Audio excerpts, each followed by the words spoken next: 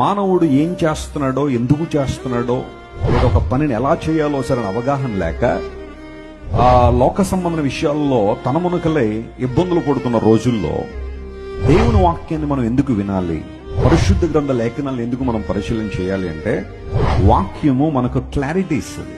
అన్ని విషయాల్లో కావలసిన క్లారిటీని ఇచ్చి మనలోనే కన్ఫ్యూజన్ ప్రక్కకి నెట్టేసి ప్రతి విషయంలో సరైన అవగాహన దేవుని వాక్యం మనకిస్తుంది.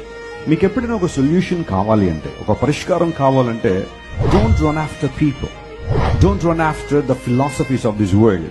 లోక సంబంధమైన తత్వజ్ఞానం వెనకాల గాని లేదా మనుషుల వెనకాల పరిగెత్తద్దు. Whenever you want a solution for a problem, open the scripture and focus on the word of God. దేవుని లేఖనాలు తెరిచి వాక్యం ఏం చెబుతుంది, లేఖనము ఏమి చెప్పుచున్నది అని ప్రశ్నించుకోగలిగితే ఖచ్చితంగా దేవుడు తన వాక్యం ద్వారా మనతో మాట్లాడి తన మహిమతో మనల్ని నిలబెడతారు.